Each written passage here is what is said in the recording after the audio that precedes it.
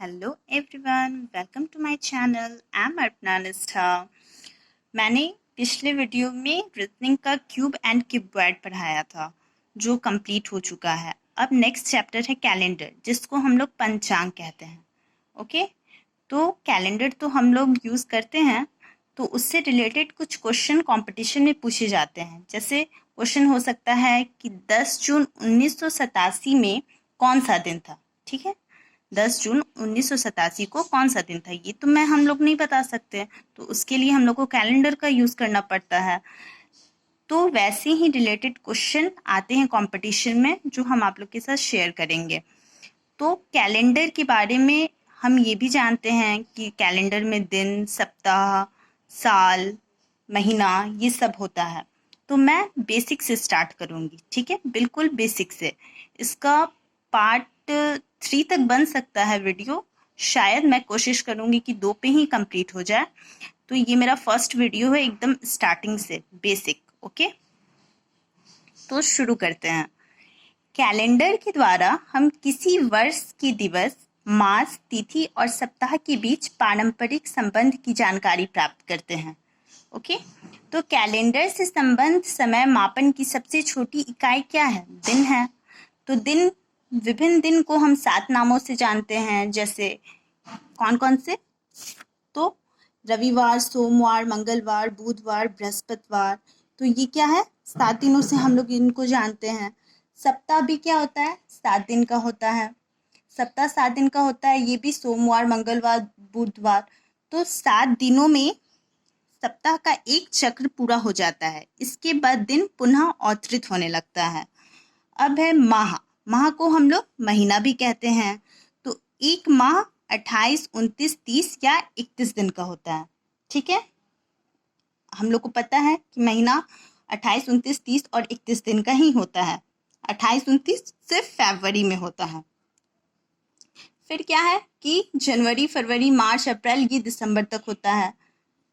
तो जनवरी, फरवरी, ये सब जो चीज़ है, तो ये अगर हम ये पता करें कि जनवरी कितने दिन का होता है, फरवरी कितने दिन का होता है, अप्रैल कितने दिन का होता है, तो ये मैं कैलेंडर के थ्रू ही पता कर सकती हूँ।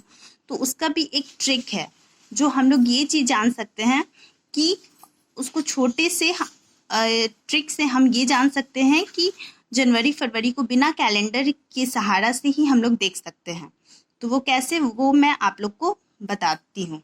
ओके,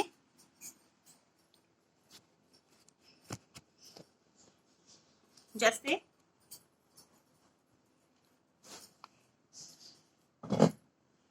ये देखिए, ये हैंड को हमने फोल्ड किया। अब ये जो पोर्शन है, ये उठा हुआ और ये गैप, तो इसी से हम ये चीज पता कर सकते हैं बिना कैलेंडर के सहारे। ठीक है, तो ये है जनवरी, इसको हम कहेंगे जनवरी, और ये जो गैप है ये फरवरी। तो फरवरी हम जानते हैं कि 28 और 29 दिन का होता है। तो जनवरी 31 दिन, फरवरी 28, 29 दिन, फिर मार्च 31 दिन, जनवरी, फरवरी, मार्च, अप्रैल, क्या होगा ये 30 दिन, अप्रैल, जनवरी, फरवरी, मार्च, अप्रैल, मई, मई 31 दिन। फिर मई के बाद क्या आता है? जून, जुलाई, अगस्त, सितंबर, अक्टूबर, नवंबर, दिसंबर। तो ये जो उठा हुआ है वो 31 दिन हो गया, और जो ये गैप है, ये जो गैप आप लोग देख रहे हैं, ये हो गया 30 दिन का। तो इसके थ्रू भी आप पता कर सकते हैं बिना कैलेंडर के सहारे। ओके, उसके बाद हम ये चीज बता सकते हैं कि जनवरी, मार्च, मई, जुलाई, अगस्त, अक्टूबर, ये 31 दिन का हुआ। ठीक है, तो ये हम आपको हाथों के सहारे से बताएं। फिर है अप्रैल, जून, दिसंबर, नवंबर, वो 30 दिन का। फिर फरवरी और माह 28 और 29 दिन का, ये चीज हमने बताया था आपको। अब क्या है? वर्ष। तो वर्ष क्या है? वर्ष क्या है? तो वर्ष 365 दिन के होते हैं, ये आप लोग को पता है। वर्ष 365 दिन के होते हैं और 366 दिन के भी होते हैं। ठीक है, 365 दिन और 366 दिन के होते हैं। वर्ष 12 महीने होते हैं वर्ष में। कौन कौन से? तो जनवरी, फरवरी, मार्च, दिसंबर तक। वर्ष दो प्रकार के होते हैं। वर्ष दो प्रकार के होते हैं। कौन कौन से? तो साधारण वर्ष और लीप वर्ष। कौन?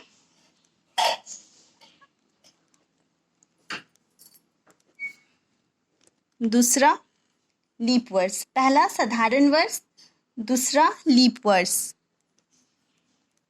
तो हम साधारण वर्ष और लीप वर्ष के बारे में जानते हैं। तो साधारण वर्ष देखिए, वह वर्ष जिसमें 4 से पूरा पूरा भाग नहीं लगता है वो साधारण वर्ष कहलाता है।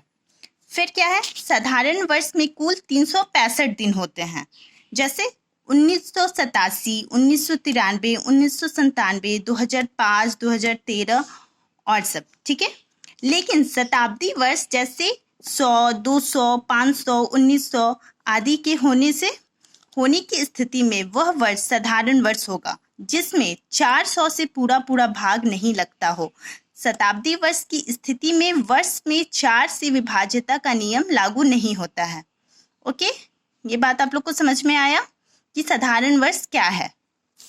अब है लीप वर्ष, ठीक है, दूसरा लीप वर्ष। तो लीप वर्ष क्या है?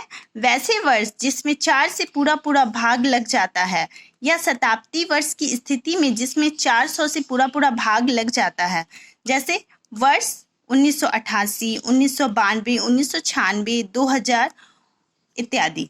लीप वर्ष 366 दिन के होते हैं। तो वो 366 दिन किस में आता है? तो फरवरी में, जब वो 29 तारीख होता है तो वो 366 दिन हो गया, ठीक है। तो ये आप लोग को समझ में आया। अब कैलेंडर से संबंधित प्रश्न को हल करने के लिए विषम दिन की अवधारणा आपको जानना जरूरी है, ठीक है। तो वो मैं नेक्स्ट वीडियो में डालूंगी।